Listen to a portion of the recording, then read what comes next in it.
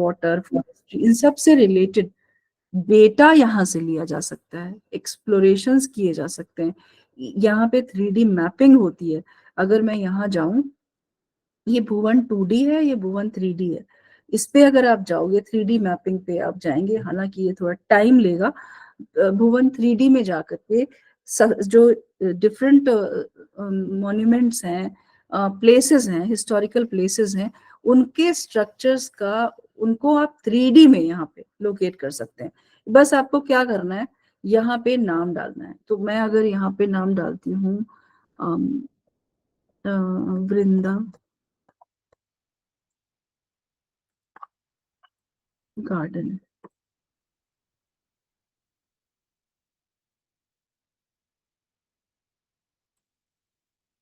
चलिए दिल्ली लिखती हूँ।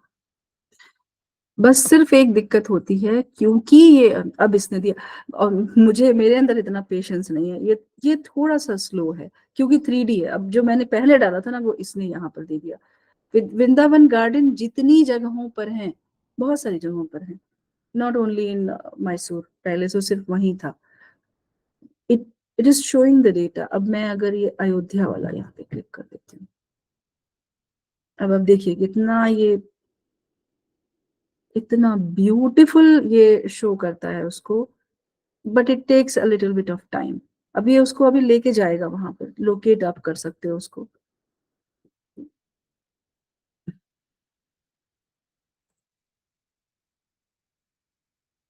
इसको थोड़ा सब्र के साथ बैठ करके लोकेट कीजिएगा आप लोग।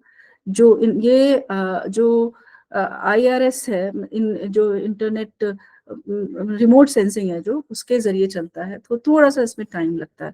अब यहाँ पे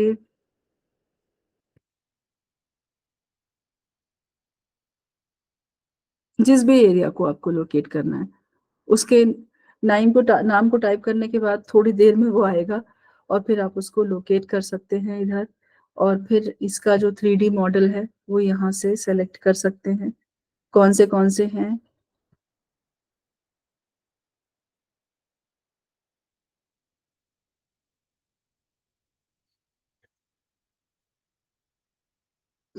तो वो धीरे धीरे क्या क्या करता है कि पूरा जो 3D स्ट्रक्चर है उसको वो हाईलाइट करता है, जूम करके वो हाईलाइट करता है। और फिर इसकी जो डिफरेंट लेयर्स हैं उन सबको भी आप देख सकते हैं। लेयर्स का मतलब कि अगर आप उसको, अब जैसे कोई भी एरिया है, उसको इन्होंने क्या किया है कि डिफरेंट डिफरेंट लेयर्स में जो 3D स्ट्रक्चर बनता है वो डिफरेंट लेयर्स में होता है। तो वहां पे जाकर के आप जिसको भी, जिसके पर भी क्लिक करेंगे वो उसको करके दिखाएगा आपको, उसको उसके उस पूरे स्ट्रक्चर को वो हाईलाइट करके दिखाएगा। तो इसको भी आप लोग एक्सप्लोर कर लीजिएगा, क्योंकि ये बहुत टाइम लगाता है, इसलिए मैं अब इसको बंद करने जा रही हूँ। मेरे पास अभी इतना टाइम नहीं है, मेरी बाकी चीजें रह जाएंगी। लेकिन इसको एक्सप्लोर जरूर कीजिएगा। Although it takes time, but it's very interesting and it can be even used for researches, research purpose के लिए भी इसको यूज कर सकते हैं। क्योंकि ये जो डेटा होता है, ये सब का सब भारत सरकार द्वारा एक सत्यापित डेटा है। और चूंकि इसरो का प्लेटफॉर्म है, तो इसलिए गलत होने के चांसेस नहीं होते हैं। और आप सिंपली जब भी कभी इसमें से डेटा को लें, तो उनको सोर्स में साइट कर दीजिए कि ये यहाँ से लिया गया है। तो अगर कोई गलत डेटा यहाँ से आ रहा होगा तो वो भी रिस्पॉन्सिबिलिटी आपकी नहीं होगी, वो गवर्नमेंट की होगी। होता नहीं है, और नहीं तो फिर कर देने से कोई दिक्कत नहीं होती है। तो इवन रिसर्चर्स को भी हम लोग बोलते हैं कि जो भी डेटा आप ले रहे हैं, इस तरह का डेमोग्राफिक डेटा लेना है, उसके लिए you can go to Bhuvan. So this was Bhuvan, जो कि सोशल साइंसेस के लिए बहुत यूजफुल है। एक जगह मैं आपको बता देती हूँ, बहुत सारे टूल्स हैं। उन बहुत सारे टूल्स के बारे में, सबके बारे में एक क्लास में बता पाना पॉसिबल नहीं है, लेकिन मैं आपको एक प्लेस बता देती हूँ। जिस किसी को भी बहुत इंटरेस्ट है टूल्स में, वो इस प्लेस पे चले जाना, ictcurriculum.gov.in। ये भी खुल जाएगा। इस साइट के ऊपर एक सेक्शन है रिसोर्सेज का। ये, इसको बनाने में भी मेरा थोड़ा सा योगदान है। एनसीईआरटी ने ही इसको डेवलप किया है। आईसीटी करिकुलम एक करिकुलम है, डिप्लोमा कोर्स बेसिकली उन्होंने बनाया है, जो कि स्टेट्स को के टीचर्स को, मतलब स्टेट वाइज दिया जाता है।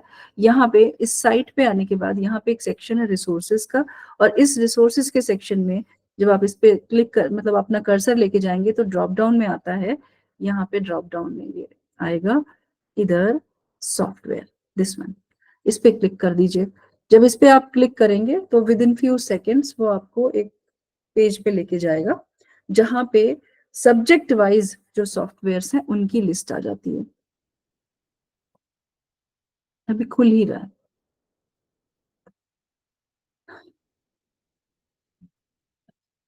ये खुल गया।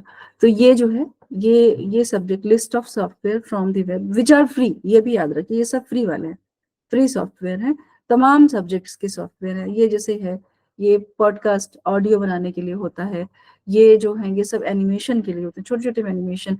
जो ये कैनग्राम है, Calzium is a tool for chemistry. ऐसे ही जो और टूल्स हैं, जैसे कि जो मैंने अभी आपको स्टेलेरियम बताया था, वो ये यहाँ पे है। पेंसिल है, ये भी जो स्केचेस बनाने के लिए, और बहुत सारे एनिमेशंस बन जाते हैं उससे। Celestia is a tool for again, जैसे स्टेलेरियम था उसी टाइप का टूल है। टेनग्राम जो है, या जो जियोजिब्रा के बारे में बहुत से लोग जानते हो, मैथमेटिक्स का टूल है। It is a wonderful tool for arithmetics. जो स्पेसिफिक लोग हैं जो मेंसुरेशन और ये जो वो है आपका ज्योमेट्री, एल्जेब्रा, इन सब के और डिफरेंट स्ट्रक्चर्स बनाते हैं, उनके लिए जियोजिब्रा। जब भी आपको कोई भी ऐसा कोई सम है जिसमें एरिया निकालना है या इस तरह की चीजें आपको पढ़ानी है, जियोजिब्रा बहुत अच्छा है, बहुत यूजफुल है। मैंने इसको और तरीके से यूज करते हुए भी देखा है लोगों को, because if you create symmetrical structures in a perfect order, तो वो ना एक आर्ट का नमूना भी बन जाता है। तो मैंने तो लोगों को जियोजिब्रा से आर्ट बनाते भी देखा है। Then there is this Grass GIS. It's again a tool which is like the Bhuvan portal. It also provides authentic data.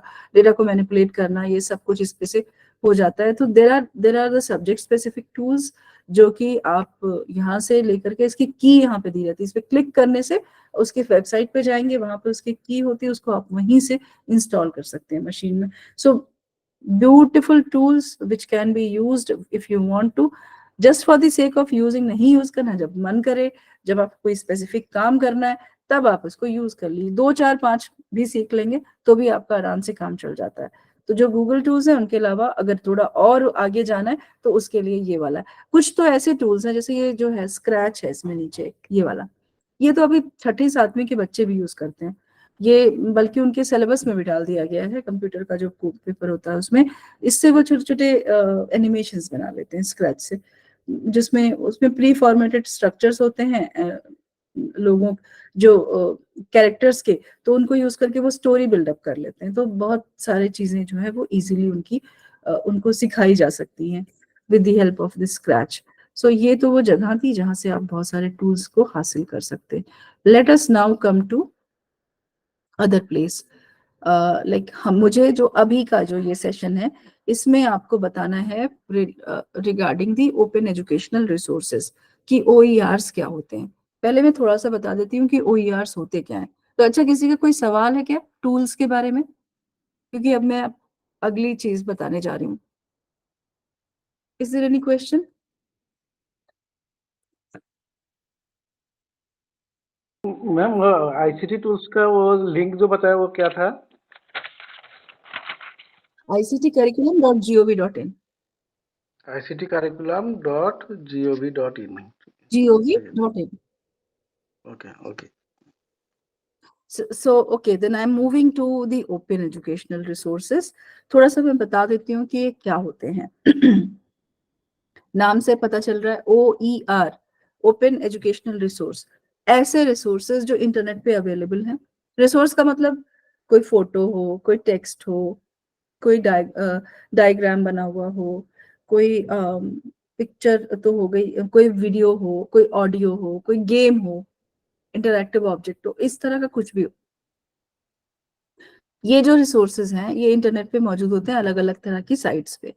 Google पे डालने पे मिल जाता है, यूट्यूब पे डालने से वीडियो आ जाता है, ऐसे बहुत सारे चीजें हैं जो पूरे इंटरनेट पे अवेलेबल हैं। अब इनमें हर तरह के रिसोर्सेज होते हैं। कोई ऐसा रिसोर्स होगा जिसे आप इंटरनेट से लेकर के यूज कर लेते हैं अगर, तो बाद में कभी कोई आपको बोलेगा कि ये तो आपने प्लेजरिज्म कर दिया, ये तो आपने चोरी का सामान यूज कर लिया। अब ये चोरी का सामान जो लोग कह देते हैं कि ये प्लेजरिज्म कर दिया, वो मतलब क्या हुआ कि ये ऐसा रिसोर्स था जो आपने यूज कर लिया ना जानकारी की वजह से, जो कि फ्री नहीं था, ओपन एजुकेशनल रिसोर्स नहीं था। यानी कि जो दूसरा टाइप का रिसोर्स है वो रिसोर्स होता है जिसको आप बिना किसी परमिशन के, बिना किसी तरह का पैसा दिए, बिना किसी तरह के डर के कि इसे यूज करने के बाद कोई ये कह देगा कि आपने चोरी का यूज कर लिया है, आप यूज कर सकते हैं। तो ऐसा जो कंटेंट होगा उसको हम कहते हैं ओपन एजुकेशनल रिसोर्स। अब जो ये ओपन एजुकेशनल रिसोर्स होते हैं, इनके साथ बहुत सारी ओपननेस होती है कि कभी भी रिमिक्स किया जा सकता है, कभी भी लिया जा सकता है, उसको रिमिक्स कर सकते हैं, उसके साथ नया कुछ बना सकते हैं। उसे यूज करके आप अगर कुछ नया बनाते हैं तो उसे बेच भी सकते हैं, या अगर आपने कोई ऐसा रिसोर्स ढूंढा है जो नेट पे था और आपने उसको ले लिया और वो OER है और आप उसको चाहते हैं कि सेल कर दें, सेल करने मतलब कोई वीडियो है, आप उसको अपने किसी कोर्स में आपने डाला और आप उस कोर्स की फी चार्ज कर रहे हैं, तो कोई प्रॉब्लम नहीं होगी। Why? Because it's an open educational resource. तो मतलब क्या हुआ कि ओपन एजुकेशनल रिसोर्स के साथ हम कुछ भी कर सकते हैं। वो यूज बनाया ही इसलिए गया होता है कि उसे यूज किया जाए बिना परमिशन लिए। लेकिन एक तो हमें पता होना चाहिए कि ये जो इतने सारे हैं हजारों, उनमें से कौन से ऐसे हैं जो फ्री हैं, ओपन हैं, लेने वाले हैं, टेकेबल हैं। तो आइडेंटिफिकेशन बहुत जरूरी है। आइडेंटिफिकेशन जब हमने कर लिया, उसके बाद फिर हमें उसको सही से यूज करना भी आना चाहिए। सही से यूज करना मतलब जब ओपन एजुकेशनल रिसोर्सेज को हम लोग यूज करते हैं ना, तो हमें उस टाइम पे एक्नॉलेजमेंट देना पड़ता है, एट्रीब्यूशन देना पड़ता है। वो एट्रीब्यूशन कैसे दिया जाए, नहीं देंगे तो हम गलत कर रहे होंगे। तो ये सारी जानकारी हमें होनी चाहिए, तभी हम कंटेंट क्रिएट कर पाते हैं। अगर हम कंटेंट क्रिएट करना चाहते हैं बहुत सारा, तो हमें बने बनाए कंटेंट से कुछ मदद लेनी पड़ती है। नहीं लेने की कंडीशन में हम काम नहीं कर पाएंगे ज्यादा। मान लीजिए मुझे ही एक आर्टिकल लिखना है एफिल टावर के ऊपर। अब एफिल टावर के ऊपर आर्टिकल लिखने के लिए मुझे फ्रांस जाना पड़े अगर, तो क्यों लिखूंगी मैं? मुझे फ्रांस जाना पड़ रहा है, कितने मेरे पैसे लगेंगे, कितना ज्यादा मेरा टाइम लगेगा, कितनी मेरी एनर्जी लगेगी। तो काय को लिखूंगी मैं आर्टिकल? दूसरी चीज पे लिख लूंगी। अगर मुझे कुछ उसकी फोटोग्राफ मिल जाए, उसके बारे में कुछ जानकारी, जो आईफिल टावर है उसके ऊपर मुझे नेट से मिल जाती है, कहीं से मिल जाती है, जिसको मैं यूज कर सकती हूँ, तो मैं आराम से उसके ऊपर आर्टिकल लिखने को तैयार हो जाऊंगी। Means that if there will be ease of use, ease of use, then I will be tempted to do lots and lots of work. ये सिचुएशन हमें पैदा करनी पड़ेगी अगर हम कंटेंट क्रिएशन को आसान बनाना चाहते हैं। And the only way to do this is with the use of open educational resources. जो भी कोई रिसोर्स है, एक वीडियो जैसे मैंने बनाया, अब उस वीडियो को जब हमने नॉर्मल कंडीशन में रखा हुआ है, उसे किसी साइट पे डाल दिया, तो वो एक नॉर्मल रिसोर्स है। अगर मैंने उसे एक स्पेसिफिक टाइप का लाइसेंस दे दिया, लाइसेंस देने के बाद वो फिर ओपन एजुकेशनल रिसोर्स बन जाता है। यानी कि किसी भी नॉर्मल रिसोर्स को अगर OER बनाना है तो उसके लिए हमें लाइसेंस देना पड़ता है। स्पेसिफिक टाइप के लाइसेंसेस हैं जो हमें देने पड़ते हैं। ये लाइसेंसेस क्या हैं, कहाँ मिलते हैं, अब ये मैं आपको बताने जा रही हूँ। For that purpose we will go to the website of creative commons and I am going to write here, आप लोग देख लीजिएगा, creativecommons.org। ये इनका होम पेज है। जैसे ही इसको टाइप करते हैं, इस पे यहाँ ऐसे होम पेज पे हम आ जाते हैं, और यहाँ आने के बाद फिर इस होम पेज पे आने के बाद यहाँ लाइसेंसेस एंड टूल्स में पहला सेक्शन है अबाउट CC लाइसेंस। इस पे क्लिक करना होता है। जो क्रिएटिव कॉमन्स है ये एक संस्था है, इट्स अ फिलेंथ्रोपिक इंस्टीट्यूशन, मतलब ये क्राउड सोर्सिंग पे चलता है, पब्लिक के पैसे से चलता है ये, और इसीलिए ये बहुत सारा जो काम है ये सब कुछ free and open source and OERs के ऊपर ये काम करते हैं। तो इन्होंने क्या किया, इस संस्था ने 6 टाइप के लाइसेंसेस हैं जिनको आइडेंटिफाई करके इधर डाला हुआ है। इन्होंने उसको मतलब एक तरह से लाइसेंस का शेप दिया है। ये जो 6 तरह के लाइसेंस है और एक 7वां भी है, वो क्या है वो भी बताएंगे। तो जो 6 टाइप के लाइसेंसेस हैं वो क्या हैं और उनका क्या मतलब है, वो कैसे दिखते हैं, क्या उसका इससे किया जाता है, ये अब आप सुनिए। सबसे पहला लाइसेंस जो क्रिएटिव कॉमन्स देती है उसका नाम है CC BY। यहाँ पे लिखा हुआ है ये CC BY। अब ये जो CC है इसका, ये तो एक्रोनिम है क्रिएटिव कॉमन्स का, और BY जो लिखा हुआ है इसका मतलब है एट्रीब्यूशन, मतलब एक्नॉलेजमेंट। जिसने क्रिएट किया है उसको एक्नॉलेज करिए। मैंने बना दिया, इरम खान ने बनाया, उसको नेट पे डाल दिया, उसको किसी ने यूज किया और बोल दिया मेरा है, उस व्यक्ति ने अपना कह दिया, तो फिर इरम खान ने जो मेहनत की थी वो तो उसको तो उनका कोई फायदा नहीं मिला ना। पैसे तो मांग नहीं रही, परमिशन तो लेने के लिए कह नहीं रही, लेकिन सिर्फ इतना कह रहे हैं सीसी बाई देकर, अपने वीडियो को सीसी बाई कर दिया, तो सिर्फ इतना कह रहे हैं कि भाई जब भी आप इसको यूज करो तो एक्नॉलेज कर दो कि ये जो पार्ट है हमारे वीडियो का ये इन्होंने बनाया था। तो ये भी खुश, आप भी खुश, आपका भी काम हो गया, इनको भी ये हुआ कि हमारा जो कंटेंट है वो यूज हो रहा है, लोग उसको यूज कर रहे हैं और उससे फायदा उठा रहे हैं और उनका भी नाम हो रहा है। सिर्फ इतना यहाँ पे मेक श्योर हो जाता है। सीसी बाय लाइसेंस ये कहता है कि अगर इसके तहत कोई भी कंटेंट रिलीज्ड है तो उस कंटेंट को यूजर्स जो हैं वो डिस्ट्रीब्यूट करें, रीडिस्ट्रीब्यूट करें, रिमिक्स करें, अडेप्ट करें, उसके ऊपर उसे यूज करके नया बना लें, उसको बेच दें, उसको जो मर्जी कर लें, सब कुछ अलाउड है, कोई परमिशन की रिक्वायरमेंट नहीं है, सिर्फ और सिर्फ एट्रीब्यूशन देना है। देखिए बी वाई बाई आपको जहां भी दिखेगा, ये वाला बाय बी कैपिटल में और ये इसका आइकन है सीसी गोल के अंदर और इस गोल के अंदर एक ह्यूमन फिगर, उसके नीचे लिखा हुआ है बी वाई, ये इस बात को इंडिकेट करता है कि एट्रीब्यूशन देना है। और तमाम 6 के 6 जो लाइसेंसेस हैं सब में बी वाई और सीसी आपको नजर आएगा, कहीं कोई भी ऐसा नहीं जिसमें नजर ना आए। जो 7वां है जिसको हम नॉन लाइसेंस कहते हैं उसमें नहीं है, वो क्या है वो अभी मैं बताऊंगी। अब ये सोच सकते हैं आप कि ऐसा कौन सा जगह होगी जहां पे ये वाले इस तरह के रिसोर्सेज मिलते हो। एक एग्जांपल देती हूँ, बहुत सी जगह हैं, ट्रिमेंडस प्लेसेस जहाँ पे सीसी बाई यूज होता है। और एक जब बेस्ट एग्जांपल दे दूं, यूट्यूब, यूट्यूब पे सिर्फ और सिर्फ 2 तरह के लाइसेंसेस होते हैं। एक लाइसेंस होता है जो कि कहलाता है स्टैंडर्ड यूट्यूब लाइसेंस। अगर कोई यूट्यूब वीडियो खोलिए और उसमें कहीं पे कुछ लाइसेंस की लाइन ना लिखी हो, कोई वर्ड ना लिखा हो लाइसेंस के नाम का, तो आप समझ जाना वो स्टैंडर्ड यूट्यूब लाइसेंस है। और जो दूसरी कैटेगरी है वीडियोस की, उसमें लिखा होता है Creative Commons attribution reuse allowed. देखिए मैं दिखाती हूँ।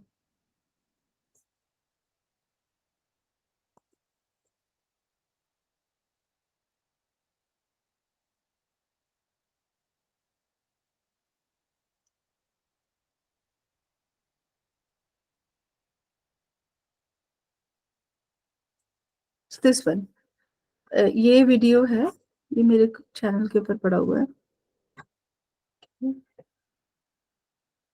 देखिए इस वीडियो में नीचे ये लाइन लिखी हुई है, licences, Creative Commons attribution licence reuse allowed.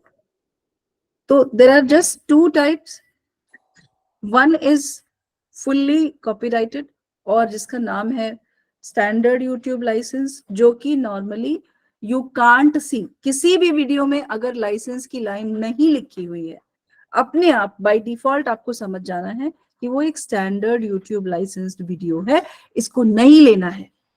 और जिसमें इस तरह की ब्लू कलर में लाइन लिखी मिल जाए, है ना, वो आप आराम से ले सकते हैं, उसको आप आराम से ले सकते हैं। ये है 189378। ये जो दूसरा टाइप है Creative Commons attribution licence, this is the equivalent licence to CC BY.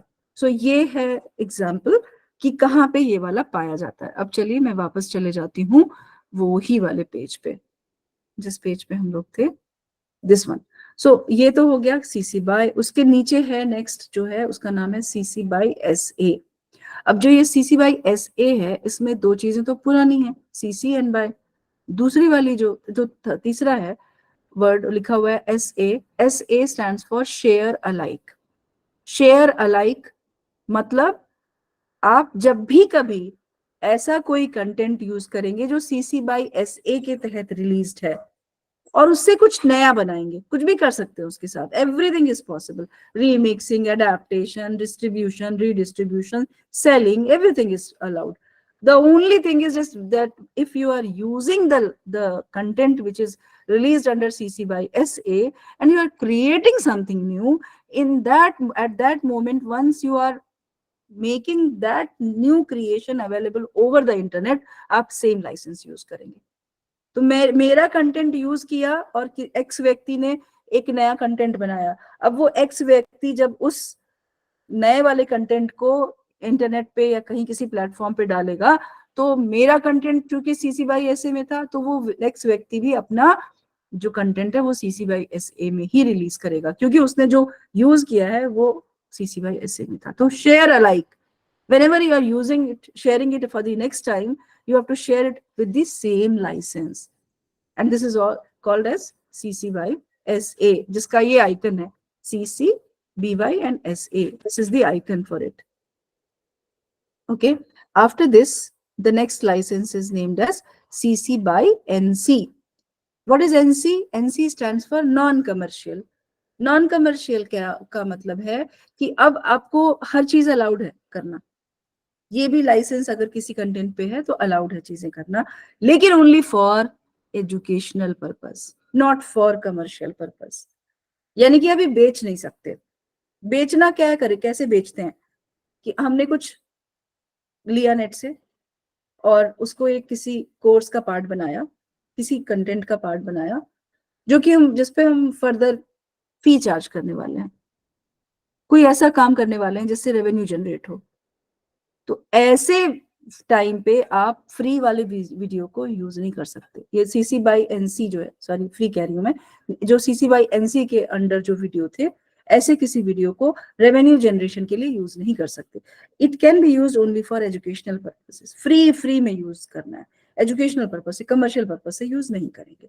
So CC by NC ये है. उसके बाद देखिए सीसी, अच्छा मैंने आपको ये नहीं बताया कि कहाँ पे जो सीसी बाई एसए है, वो जितने विकी के प्रोडक्ट्स हैं ना, उन सबको सीसी बाई एसए लाइसेंस ही मिला होता है. आमतौर से विकीपीडिया अपने सभी प्रोडक्ट्स, विकीपीडिया है, विकी के जितने भी प्रोडक्ट्स हैं ना, वो सब के सब सीसी बाई एसए यूज करते हैं. बहुत सी सरकार की साइट्स हैं जो अभी भी सीसी बाई एसए यूज करती हैं, हालांकि अभी उन्होंने माइग्रेट कर लिया है. Most of the sites have now started using this one, the license which is called as CC by NCSA.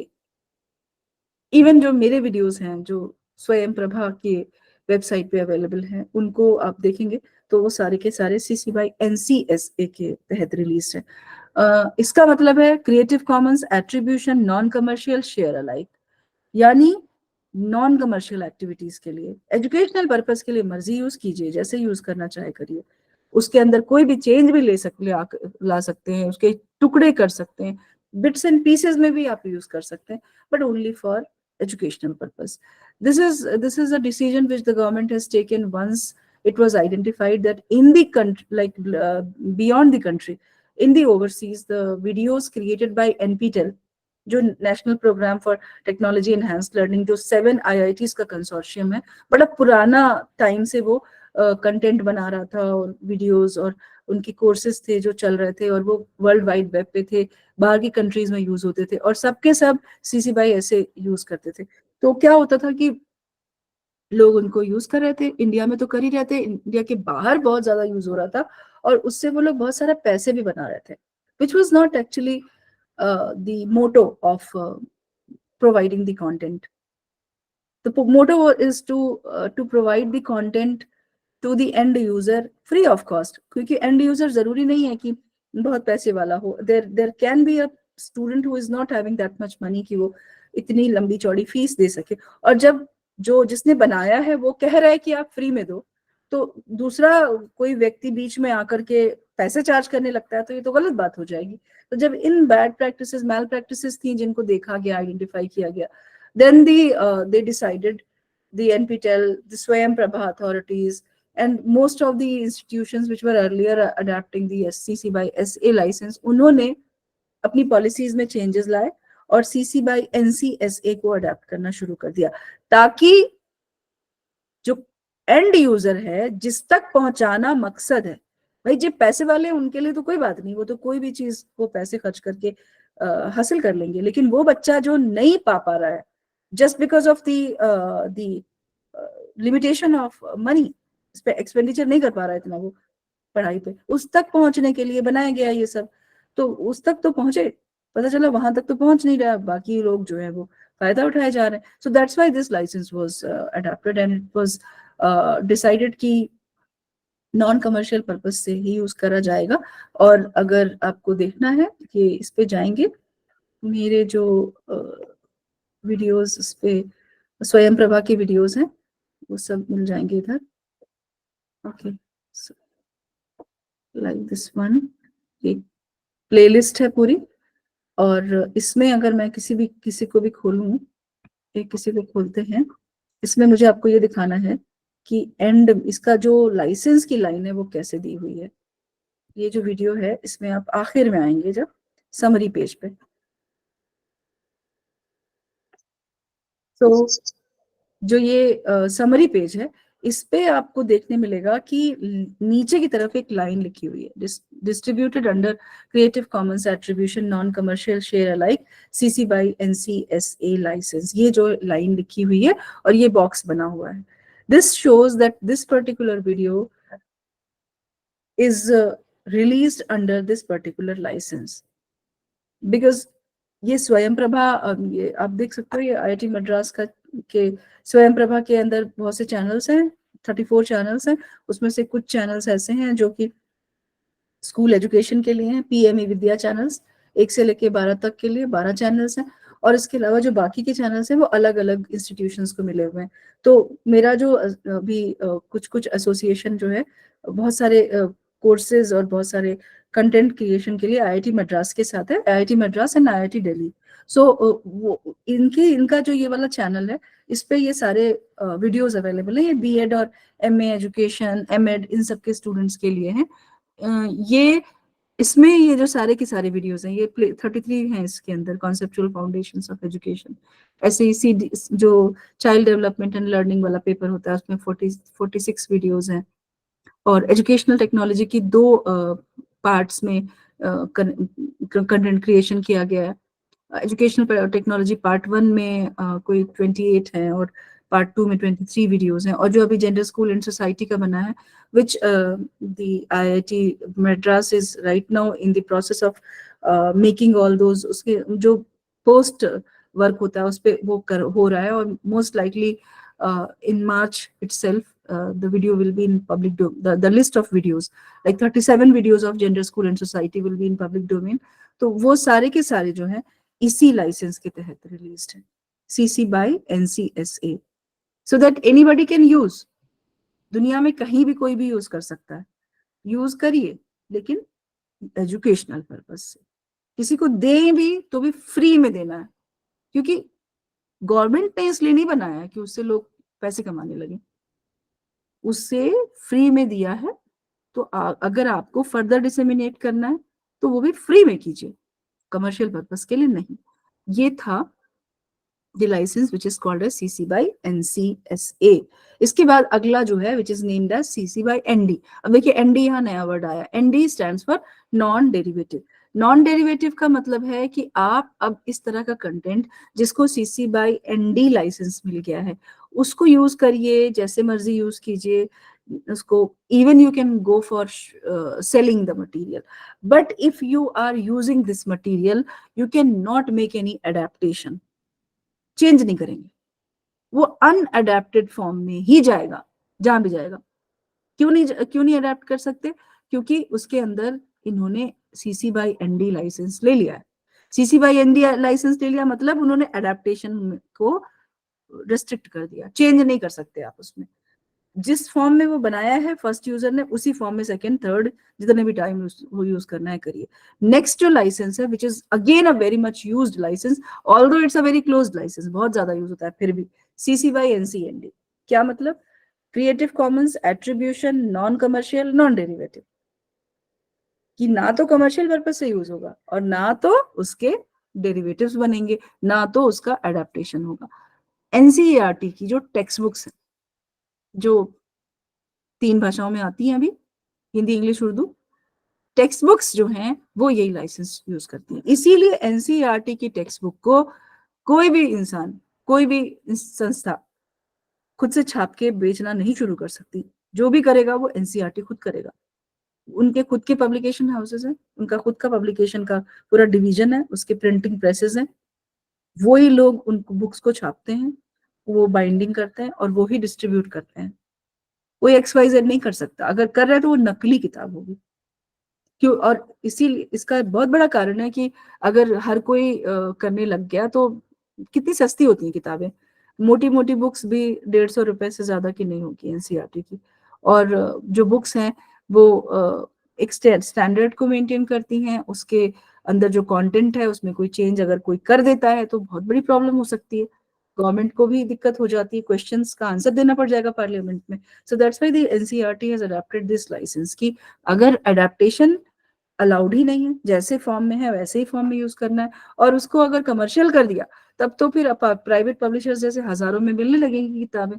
तो उस चीज को भी रेस्ट्रिक्ट करने के लिए, and there are many other reasons जिनको कि एक्सप्लेन करना भी मुश्किल है। Why? Because those reasons are the part of the list of the government that why basically they have made it restricted to them.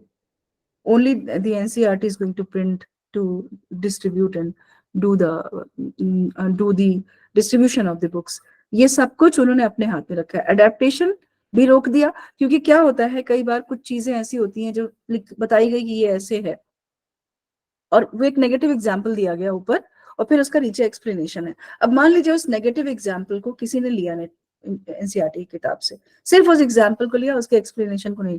ये था कि ये ऐसा चीज है जिसे नहीं करना चाहिए, कैसे नहीं करना चाहिए, क्यों नहीं करना चाहिए, उसका एक्सप्लेनेशन नीचे लिखा था। अब नीचे का जो एक्सप्लेनेशन है वो उस व्यक्ति ने लिया ही नहीं, सिर्फ ऊपर का नेगेटिव एग्जाम्पल ले लिया और फिर ये भी लिख दिया कि ये एनसीईआरटी से लिया गया। तो you just imagine the consequences कि ये एनसीईआरटी ये कह रही है कि ये करो, जबकि एनसीईआरटी क्या कह रही थी कि नहीं करना है इसको।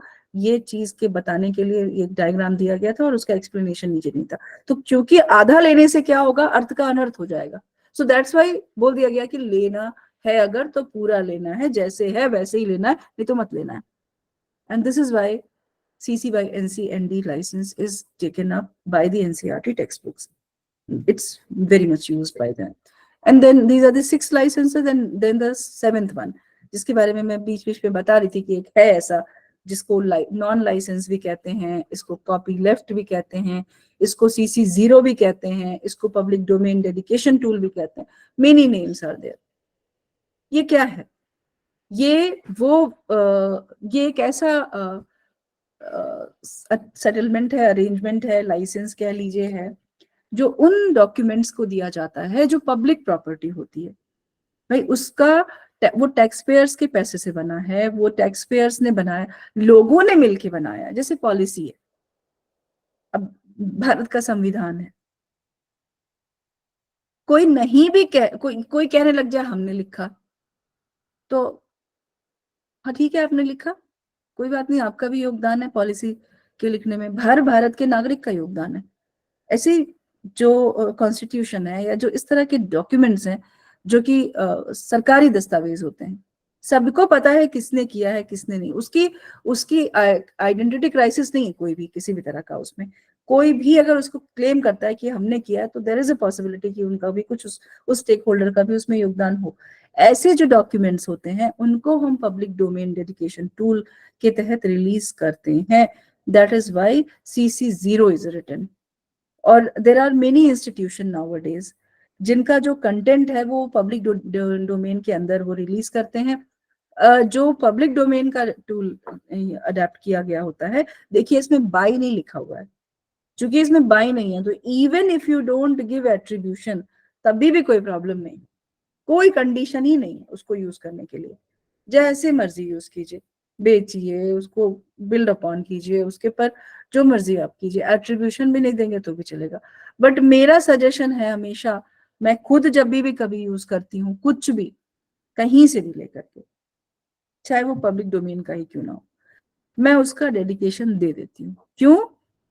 उससे फायदा क्या होता है कि आप कभी कोई चीज अगर किसी की अपने नाम से रिलीज कर रहे हो, अगर उसमें अच्छी चीजें हैं तो वो भी आपने अपने नाम से कह दी, उसमें कोई चीज गलत है, कोई मिस्टेक हुई है, तो भी वो आप ही की मिस्टेक फिर मानी जाएगी। तो रादर देन, एंड एथिकली भी सही नहीं है ना। अगर आप किसी का बनाया हुआ कोई पब्लिक डॉक्यूमेंट भी क्यों ना यूज कर रहे हो, बताने में क्या हर्ज है कि ये मैंने यहाँ से, इसका सोर्स ये है, मैंने यहाँ से लिया है. So there is no anything wrong in that. So whenever I use, it's my personal discretion that if I am using something even which is released under CC 0, I always give attribution. अब देखिए ये तो हो गया licences के बारे में. अब जो नेक्स्ट टॉपिक पॉइंट है वो ये है कि how to identify the content which is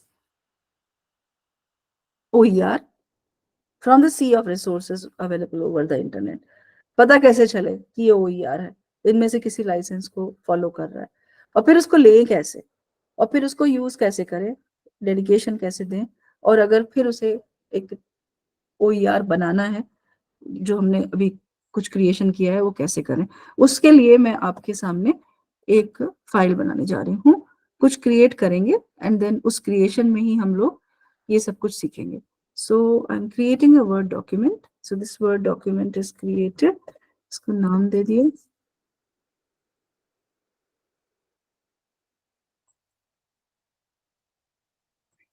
अब ये जो फाइल है इसको मैंने अभी जो क्रिएट किया है, इसमें मैं कोई एक टॉपिक पे कुछ लिखती हूँ, एक कुछ बनाते हैं, एक कोई ऐसा फाइल बनाते हैं जिसके अंदर इमेजेस भी होंगी, जिसमें टेक्स्ट भी हो, जिसमें हम मल्टीपल टाइप के रिसोर्सेस को डाल पाए. तो एक कोई टॉपिक ले लेते हैं, प्रोटीन ले लेते हैं. ये प्रोटीन मैंने टॉपिक लिया है जिसके ऊपर आज हम लोग काम करेंगे. इस पे इसको सेंटर में रख लेते हैं, थोड़ा बड़ा कर देते हैं, बोल्ड कर लेते हैं क्योंकि ये हेडिंग है ना. तो इसलिए चलिए मैंने ये प्रोटीन टॉपिक लिया है. अब देखिए कुछ चीजें आपको अज्यूम करनी होंगी क्योंकि मैं अगर लिखूंगी तो बहुत टाइम लगेगा. सो right now you just have to assume that I am writing a few statements related to protein. ये सब जो है वो लाइन्स हैं जो मैंने प्रोटीन के बारे में लिख दी. अभी इसके बाद ये प्रोटीन के बारे में मैंने ये लाइन लिख दी. इसके बाद आई रिक्वायर अ फोटोग्राफ. मुझे चाहिए एक फोटो चाहिए जो मैं प्रोटीन के स्ट्रक्चर के बारे में या किसी चीज के बारे में. तो what I do, I just go to, जो एक नॉर्मल इंसान करता है, क्या करता है, वो गूगल पे चले जाते हैं. गूगल पे जा करके यहाँ पे एक नया विंडो खोलते हैं, हम लोग कीवर्ड टाइप करते हैं और प्रोटीन का कीवर्ड मैंने टाइप किया. अब देखिए मुझे अभी स्पेसिफिकली इमेज चाहिए, तो मैं यहाँ से सेक्शन जो इमेजेस का है इस पे चले जाती हूँ. इमेजेस के सेक्शन पे जाने के बाद अब देखिए आप कितना सब आ गया, इतना सारा आ गया. ये लाखों की तादाद में कंटेंट आ जाता है, मल्टीपल पेजेस. कोई लिमिट नहीं है कितना आ जाएगा. लेकिन ये जो रिसोर्सेज अभी नेट पे आपके आपके सामने अवेलेबल हो रहे हैं, नहीं पता कि इसमें से कौन सा टेकेबल है, कौन सा टेकेबल नहीं है. So for that purpose there is a step which you need to follow. यहाँ पे टूल्स पे जाना होता है. टूल्स पे जाने के बाद जैसे उस पर क्लिक करते हैं, नीचे ये लाइन अपीयर हो जाती है. इस लाइन के अपीयर होते ही यहाँ पे आता है लिख के यूजेज राइट्स. यूजेज राइट्स पे क्लिक करेंगे तो देखिए टिक मार्क कहाँ पे, ऑल पे. यहाँ पे टिक मार्क किया हुआ है. आपको जाना है क्रिएटिव कॉमन्स लाइसेंसेस पे. ये इस पे चले जाइए. ये इस पे जैसे ही गए, ये लाइन लिख के आ रही है क्रिएटिव कॉमन्स लाइसेंस, ये लाइन लिख के आ रही है. ये लाइन के लिख के आने पर आप देखेंगे अब नीचे जो कंटेंट है ये सब बदल गया, बहुत कम रह गया है, मगर अभी भी काम भर है. ये जो कंटेंट है ना, this content is something which you can take. बड़े आराम से इसको ले सकते हो. मैं ये ले लेती हूँ. चलिए अब देखिए इस पे मैंने क्लिक किया, ये यहाँ साइड में खुल गया. इसके नीचे भी बहुत सारी चीजें खुली है लेकिन ये टेकेबल नहीं है, तो इसको छोड़ देते हैं. ये वाला सिर्फ है जिसके लिए हम लोगों ने फिल्टर लगाया है. इसको अभी आप देखिए यहाँ पे ये जो लिंक है कितना लंबा चौड़ा लिंक आ रहा है. क्यों? क्योंकि इस पेज पे बहुत कुछ है जो कि लिंक में सारा चला जा रहा है. हमें सिर्फ ये इमेज लेनी है. इस इमेज को एक बार और क्लिक कर दीजिए. इस इमेज को जब एक बार और क्लिक किया तो अब देखिए क्या हुआ, इस पेज पे सिर्फ ये इमेज आ गई. अब क्या कीजिए, आप चाहे तो एक बार और भी क्लिक कर सकते हैं, पेज पे कुछ भी और नहीं रहेगा. अब आप इस पेज पर से इस इमेज को कॉपी कर लीजिए और आप इस पेज पे जहाँ पे आप अपना जो ये वो था बना रहे थे, ये एक ऐसे उस पेज पे आकर के और इधर इसको पेस्ट कर दीजिए। अब ये पेस्ट कर दिया, अब देखिए क्या किया, अभी OER को आइडेंटिफाई किया और उसको अपने डॉक्यूमेंट में यूज किया। लेकिन अभी क्या करना है, एट्रीब्यूशन देना बाकी है। एट्रीब्यूशन देने के लिए इस इमेज के जस्ट नीचे लिखेंगे सोर्स, कोलन लगा दीजिए और वापस उसी वाले पेज पे चले जाइए, इस वाले पेज पे चले गए। ये जो लिंक है ना, this link is having all the information which is related to the source.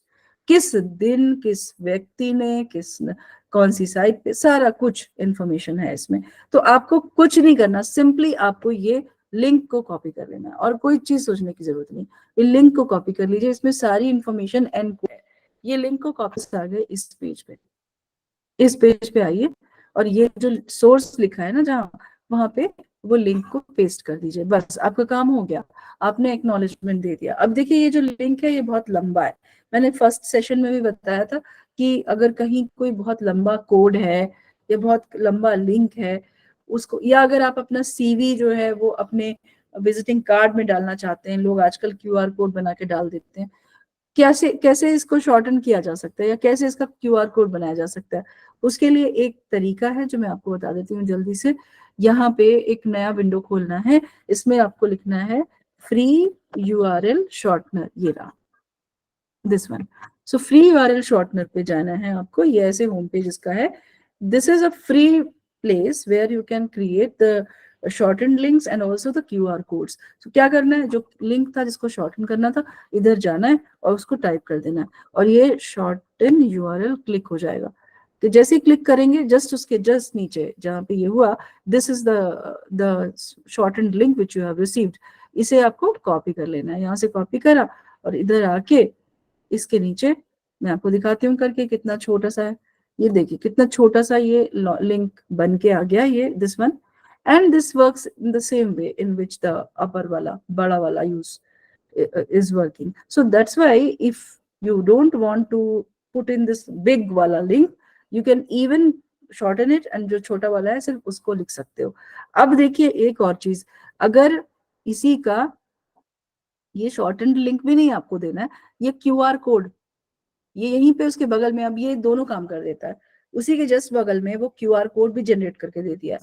अब इस पे क्लिक करेंगे ना तो वो आपसे पूछेगा कि कितना कौन सा वाला चाहिए आपको टाइप का, 64 पिक्सल का, 128 पिक्सल, कोई सा भी ले लीजिए, छोटा वाला ही ले लेते हैं, छोटे से स्पेस घेरता है। 64 पिक्सल का मैंने सिलेक्ट किया, ये आ गया QR कोड।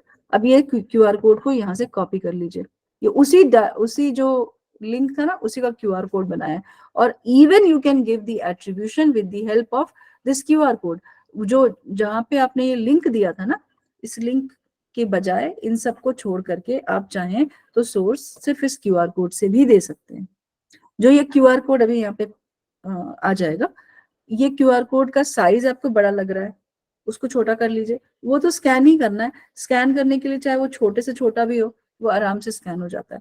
तो even if you want to you can do this the scale downing, like छोटा कर सकते हैं, उसको बड़ा कर सकते हैं, अब अपने हिसाब से उसका साइज घटा बढ़ा सकते हैं।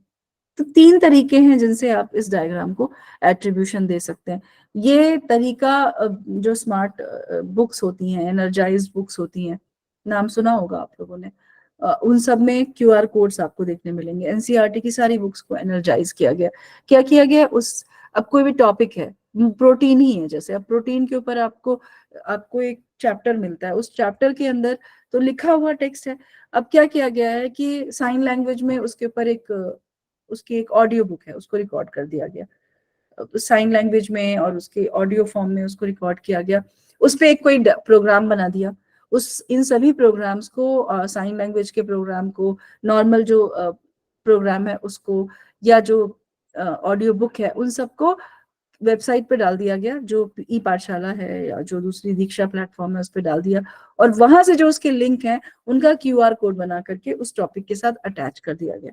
अब जब भी कोई व्यक्ति उस बुक को खोलता है तो वो अपनी डिवाइस में QR कोड स्कैनर, अगर फोन में रहता है QR कोड स्कैनर, आप उसको जैसे ही स्कैन करेंगे तो क्या होगा, फौरन जो कंटेंट है जो उस QR कोड में कोडेड है, एनकोडेड है, वो वहीं आपके फोन में चलने लग जाएगा, अगर इंटरनेट है तो। बिना इंटरनेट के नहीं चलेगा। इंटरनेट है तो फौरन वो क्यूआर कोड से स्कैन करते ही वो जो मटेरियल होगा जो उसके साथ जोड़ा गया है वो चलने लग जाएगा। तो it can be an explanatory step कि बच्चा जो है पढ़ रहा है और प्लस उसका जो एक्सप्लेनेटरी वीडियो है या साइन लैंग्वेज वीडियो है वो सब जो है सामने उसके आ गया और उस बच्चे ने जो है वो उसको देख करके सीख लिया। तो एक्सप्लेनेशन उसके फॉर्म में कर दिया। तो यही है एनर्जाइज बुक्स, एनर्जाइज्ड या स्मार्ट बुक्स, या आपका जो विजिटिंग कार्ड है उसको आप स्मार्ट बना सकते हैं with the help of doing all this. So ये तो था attribution for giving attribution of diagram. अब मान लीजिए आप डायग्राम के बाद, अब मैं इसमें कुछ और लाइन लिख देती हूँ अपने से प्रोटीन के बारे में, और अब मुझे मन कर रहा है कि मैं नेट से कुछ ले लेती प्रोटीन के बारे में, इंटरनेट से मुझे कुछ मिल जाए। देखिए इंटरनेट पे अगेन जैसे कि पता है आपको हर तरह का कंटेंट अवेलेबल होता है। OER कंटेंट जो है वो ही सिर्फ लेना है, even in case of text. अब देखिए जो टेक्स्ट है, प्रोटीन वाले पेज पे चले जाते हैं, ये जो पेज है इस पे चल, यहाँ पे आए और आप आ जाइए ऑल के ऊपर। यहाँ पे ऑल पे आ गए हम। ऑल में का मतलब है कि अब इसमें सब तरह की चीजें हैं, जितना भी तरह का कंटेंट था वो सब है इसमें। मैंने आपको ये चीज बताई थी शुरू में ही कि जो विकिपीडिया है, विकिपीडिया या उससे रिलेटेड जितनी भी बॉडीज हैं, जो विकी जिसमें शुरू में होता है, वो सारी की सारी जो है वो फ्री और जो क्रिएटिव कॉमन्स लाइसेंस है उसके तहत रिलीज कंटेंट को देती हैं। तो यहाँ पे विकी का कंटेंट आप देख सकते हो, ये रहा विकी का कंटेंट, दिस वन। सर्चिंग का एक तरीका और है, जो क्रिएटिव कॉमन्स की वेबसाइट पे जाने के बाद वहां पे भी सर्च होती है, जिसमें आप जा करके जो फ्री वाला कंटेंट है उसको हासिल कर सकते हैं। ये एकदम से आसान सा तरीका मैं बता रही हूँ। विकिपीडिया पे जो भी कंटेंट है, और ये भूल जाइए ये चीज, आप लोगों को अगर कंफ्यूजन हो कि विकिपीडिया पे जो कंटेंट है वो ऑथेंटिक अच्छा नहीं है, मिस्टेक्स हो सकती हैं। मिस्टेक्स तो किसी भी चीज में भी हो सकती हैं, लेकिन विकी का जो कंटेंट है वो बहुत बार चेक किया जाता है। जो भी एडिटिंग करते हैं लोग, वो एक तो प्रॉपरली उनको चुना जाता है, और उसके बाद जब वो कुछ उसमें ऐड करते हैं, फौरन दिखता भी नहीं है, पब्लिक फौरन नहीं होता, तकरीबन 5 6 7 बार चेकिंग करने के बाद ही जा करके जब वो ऑथेंटिकेट हो जाता है तभी वो पब्लिक डोमेन में आता है। तो ये चांस नहीं होता कि उसमें बिल्कुल ही ब्लंडर हो गया होगा, मिस्टेक्स होने के चांसेस नहीं होते, बिकॉज विकिपीडिया अब रिस्पॉन्सिबल वेबसाइट की तरह से काम करती है, ऐसा कुछ भी नहीं है। और इसमें बहुत सारे एनसाइक्लोपीडियाज जो हैं उनका भी कंट्रीब्यूशन होता है, so there is no any chance of like mischievous content. अब देखिए ये जो कंटेंट है ये तो पक्का पता है कि OER है, ले सकते हैं इधर से, लेकिन we have to deal with the Urkund and all those different type of plagiarism detection software जो सिमिलैरिटी इंडेक्स चेक करते हैं, जिनको ये नहीं, इस चीज से मतलब नहीं है कि OER साइट से लिया है, कहीं से लिया गया है, वो ये चेक करते हैं, वो सिमिलैरिटी इंडेक्स दिखाते हैं।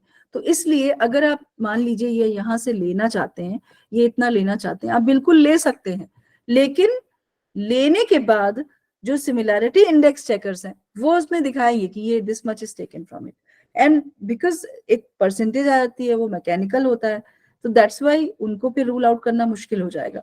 तो although it is takeable, but the way in which you can take this, not don't copy and paste, क्योंकि जब हम कॉपी पेस्ट करते हैं ना तो ये जितना भी कंटेंट है इसके पीछे जो कोड होता है वो भी आ जाता है, वो आने के मतलब आपका कंटेंट का सिमिलरिटी इंडेक्स दिखेगा। So rather than कॉपिंग and pasting what you can do, इसको ऐसे हाफ स्क्रीन पे ले लीजिए और हाफ स्क्रीन पे ये ले लीजिए, ऐसे मैक्सिमाइज के बटन को क्लिक करेंगे तो हाफ स्क्रीन पे ये आ जाएगा। अब आपको जो कुछ भी टाइप करना है ना, जो कुछ भी आपको इधर से लेना है, उसको rather than taking copying and pasting, you can type, and while typing you can even make some changes। तो आप जो है चाहे वो वॉइस टाइपिंग से टाइप कर लीजिए, चाहे आप डायरेक्ट टाइपिंग कीजिए। मैं तो अक्सर वॉइस टाइपिंग यूज कर लेती हूँ और उसको थोड़ा सा चेंज भी कर देती हूँ। कई बार लोगों को ये सवाल होता है कि अगर हमने इतना चेंज ही कर दिया तब हम एट्रीब्यूशन क्यों दें, क्योंकि एट्रीब्यूशन अभी भी देना पड़ेगा। अगर ऐसा है कि आपने बहुत चेंज कर दिया तो आपने उसको सामने क्यों रखा था, सामने रखा ना, इसका मतलब है कि आप वहां से आइडियाज तो ले रहे हैं, Although you are not copying and pasting, but you are taking the idea. If you are taking the idea, if you are using the thoughts of somebody, then what is the problem if you are acknowledging it?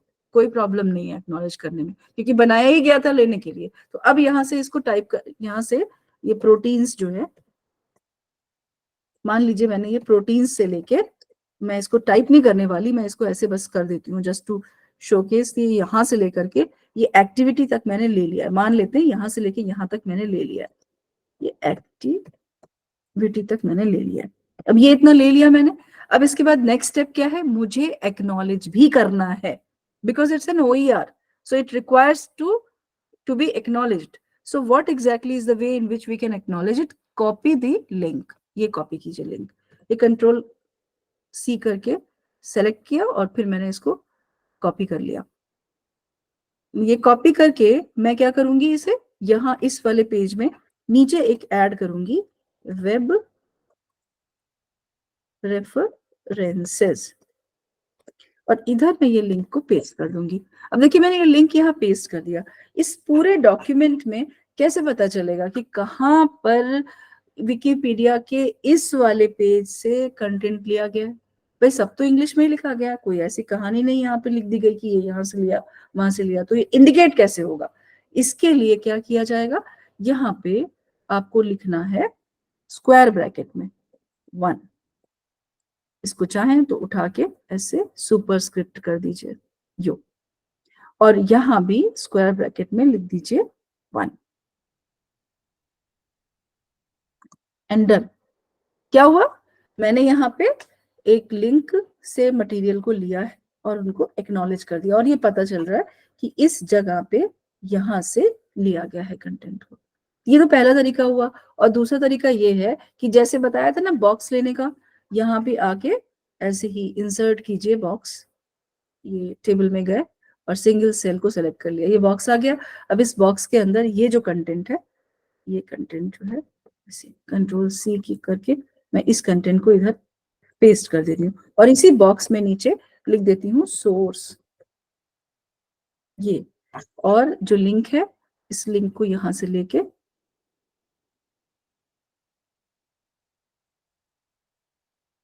इधर paste कर दिया यहीं पे।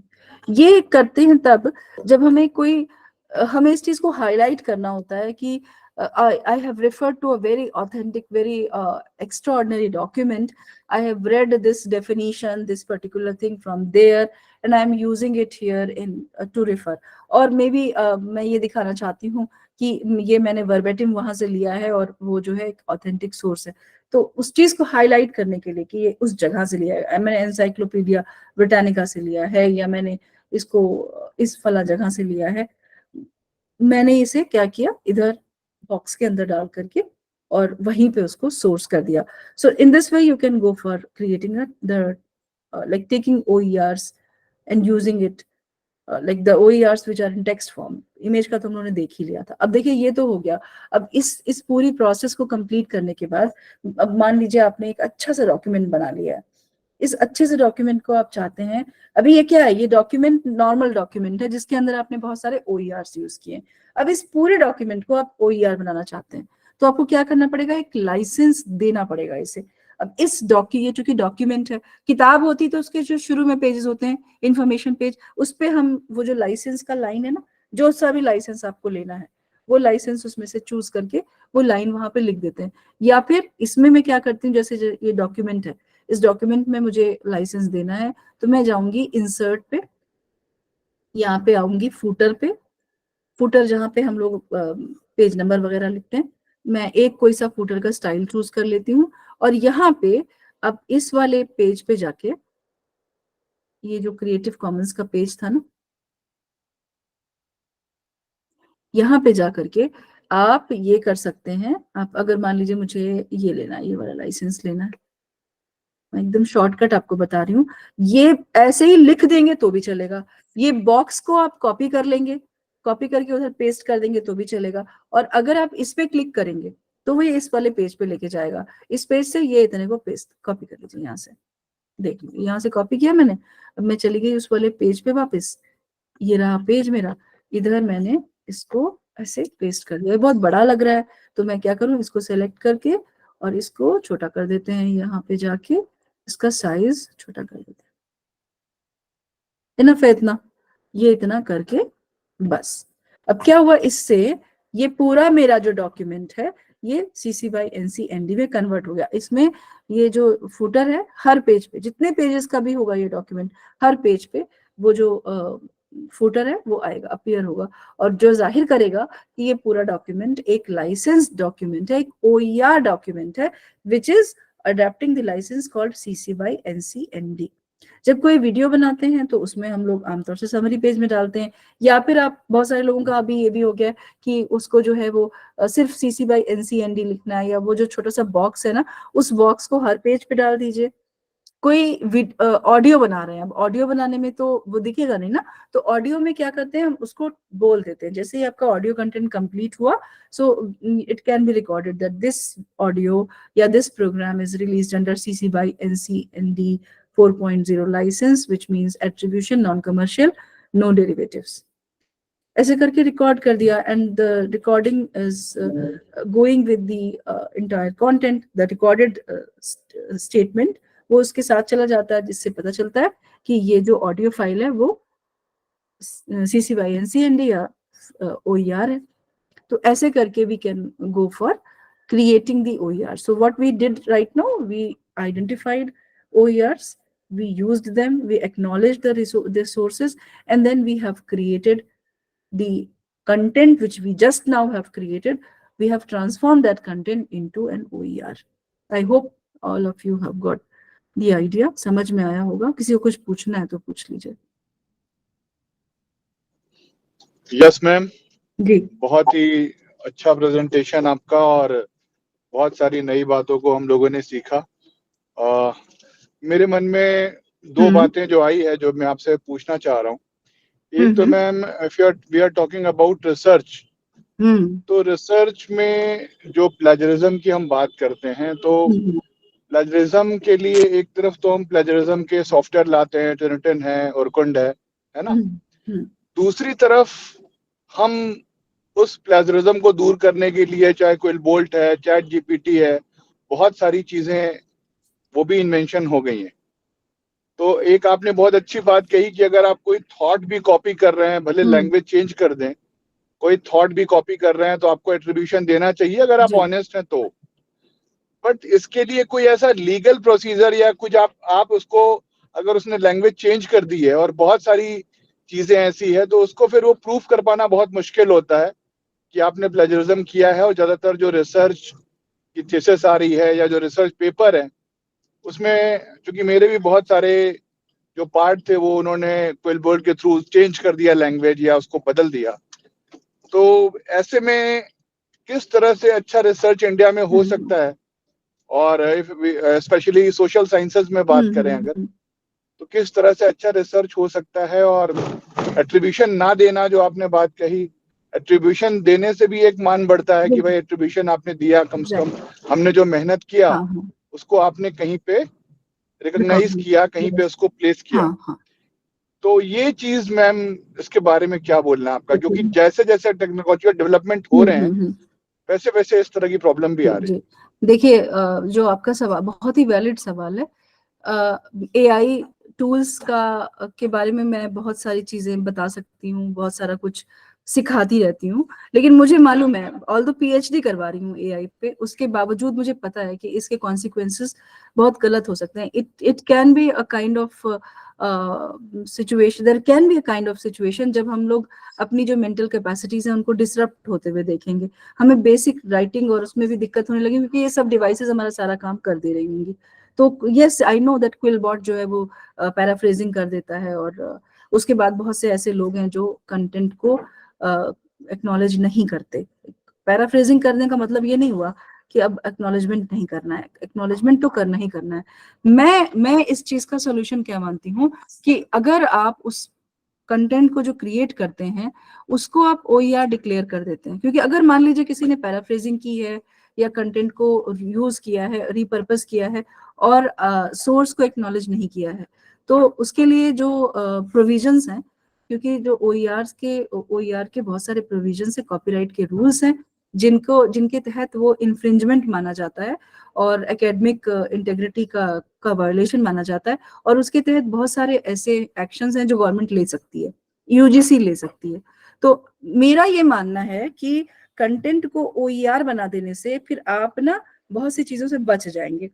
एक तो जिसको use करना है वो तो करेगा ही, लेकिन आपको एक्नॉलेज जरूर करेगा, क्योंकि अगर आपका कंटेंट OER नहीं है, उस केस में वो कोई इसको पैराफ्रेज कर रहा है और एक्नॉलेज नहीं कर रहा है, तो आपका उस व्यक्ति का कोई एक तरह से फायदा नहीं हो रहा है जब तक वो पकड़ा नहीं गया व्यक्ति। क्योंकि अभी AI डिटेक्शन के टूल्स भी आ गए, we can detect that this fellow has used this AI tool, और हम उसको भी प्लेजरिज्म की कैटेगरी में लेके आ जाएंगे। बहुत जल्दी पॉलिसीज भी आ जाएंगी, AI की पॉलिसी भी आ ही जाएगी, बहुत सारी चीजें आ रही हैं धीरे धीरे। तो मुझे लगता है कि rather than keeping in close silos, हम क्यों ना कंटेंट को OER रहने दें, ताकि एक्नॉलेजमेंट लोग दें, कंटेंट को लोग यूज करें। आपने इतनी मेहनत से कुछ बनाया है तो क्यों उसको को एक पर्टिकुलर सेक्शन ऑफ सोसाइटी के लिए ही ओपन रखें जो उसको खरीद रहा है। Let others also use, and when they are using it they are going to acknowledge it. अगर नहीं एक्नॉलेज करेंगे तो उसके कॉन्सिक्वेंसेज वो झेलेंगे। तो मुझे लगता है कि ये होना चाहिए। जब भी हम किसी भी AI टूल को यूज करें, थोड़ा सा वहां पे अपना दिमाग भी जरूर लगाएं, क्योंकि चाहे क्विलबॉट हो, ChatGPT हो, गूगल बार्ड हो, जो आजकल बच्चे बहुत ज्यादा यूज कर रहे हैं, हमें एज ए टीचर पता होना चाहिए। कुछ आइडेंटिफायर्स आप उसमें होते हैं, लग जाते हैं, हम पता लगा सकते हैं कि ये इस बच्चे ने यहाँ से लिया है। अगर हमें पता है, अवेयरनेस है, तो वी कैन गाइड देम कि नहीं, ऐसे इतना मत ले लो वहां से कि आपकी जो इननीट कैपेसिटीज हैं उनमें इजाफा होना बंद हो जाए, आपको फिर नॉलेज नहीं गेन कर पाओ। क्योंकि सिर्फ कोई चीज करके रख देने से आप सीखोगे नहीं ना। तो हमें एज ए टीचर ये इंफॉर्मेशन होनी चाहिए कि कैसे हम बच्चे की काम को आइडेंटिफाई कर सकते हैं। क्विल बॉट से किया हुआ, पैराफ्रेज किया हुआ कंटेंट भी आइडेंटिफाई हो जाता है कि ये जो है यहाँ से किया हुआ है। तो वो अवेयरनेस अगर आपके अंदर आ गई एज ए टीचर, तो आप फिर दूसरे जो लेवल है, जो नेक्स्ट लेवल, जिसको जो आपके स्टेक होल्डर हैं, उनको गाइड कर सकते हैं। तो awareness is the key. And what I feel that अगर हर चीज को हम फ्री कर देंगे तो फिर कोई ऐसी सिचुएशन ही नहीं होगी कि लोग चोरी करने के लिए भागेंगे। काय के लिए चोरी करना है जब चीजें फ्री में अवेलेबल है?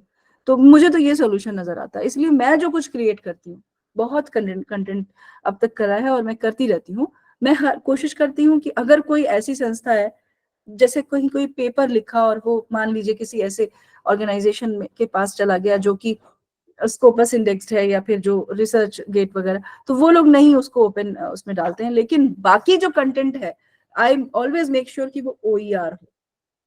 तो ले, जिसको लेना है ले, मैंने तो बनाया है इसीलिए कि ले लोग, और उसको फिर एक्नॉलेजमेंट कर दें, और बाकी कुछ की जरूरत नहीं है, वो देने की जरूरत नहीं है। So this is the policy which I follow. और जो ये जितने भी ये साइट्स हैं AI के, यूज कीजिए, बनाइए इसलिए कि यूज किया जाए, लेकिन बस एक लेवल तक आपको स्कैफोल्ड प्रोवाइड करें, सिर्फ इतना।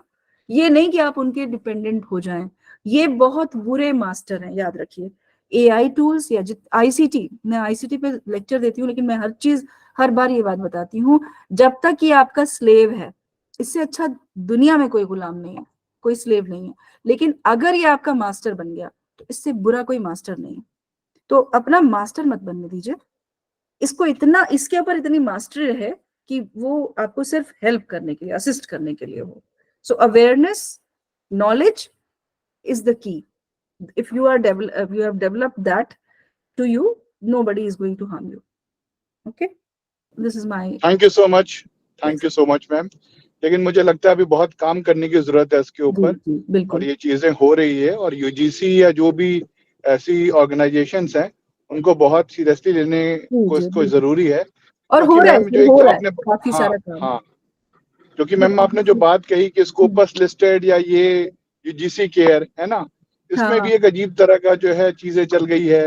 ये स्कोपस लिस्टेड है तो 15,000 लेंगे, 20,000 लेंगे बहुत ही और पैसे देके, तो ये हायर एजुकेशन का स्टैंडर्ड बहुत इतना गिर गया है कि अब मुझे लगता है कि भाई इस तरह से पैसे लेके कुछ भी आप छाप रहे हो, तो मुझे नहीं लगता कि लॉन्ग टर्म बहुत बड़ा स्कोपस में आप प्राउड कर सकते हो, या UGC केयर की बात ये करें तो बात है। तो डिटोरिएशन तो हो रहा है। स्टैंडर्ड मेंटेन करना तो रिस्पॉन्सिबिलिटी हम सबकी है, नॉट ओनली देम। हम लोग दे रहे हैं तभी तो वो कर रहे हैं। तो yes, it's a joint responsibility which we all have to carry, or like we have to shoulder this responsibility. मैंने आज तक कभी, this is something which I can quote, आज तक कभी पैसे देके कुछ भी कंटेंट नहीं छपने दिया. बहुत कुछ छपा है, बहुत कुछ पब्लिश किया है, लेकिन पैसे नहीं दिए अब तक. कई बार लोग कहते हैं कि ये बहुत कम अमाउंट लग रहा है. मैं बोलती हूँ मुझे नहीं छपवाना. तो अगर आप इस पॉलिसी को मानने लग जाएं तो वो इंस्टीट्यूशंस जो कहते हैं कि हम पैसे लेके छाप देंगे, वो अपने आप ही फेल हो जाएंगे. लेकिन हम लोग चूंकि उनको सपोर्ट करते हैं, so that's why the academic community supports and that's why they are flourishing. So वो जो उनका मशरूमिंग हो रहा है वो इसलिए क्योंकि हम लोग उन्हें सपोर्ट करते हैं. तो शुरुआत तो अपने लेवल से ही करनी होगी. हमारा पड़ोसी कर ले, हम ना करें उसको, ये इससे नहीं जमाना चलने वाला है. तो हमें अगर शुरुआत करनी है तो कहीं ना कहीं अपने लेवल से शुरुआत करनी होगी. एथिक्स अपने लेवल पे भी हमें फॉलो करने की जरूरत होती है. सो आई ट्राई, लेकिन मैं हर किसी के लिए नहीं कह सकती. OER बनाएं, कंटेंट को फ्री में दें लोगों को, free and open source software use करें. कभी भी प्रोप्राइटरी सॉफ्टवेयर की कीज, जो पायरेटेड कीज होती हैं, वो ना यूज करें. इस तरह की प्रैक्टिसेस एटलीस्ट हम टीचर्स को फॉलो करनी चाहिए.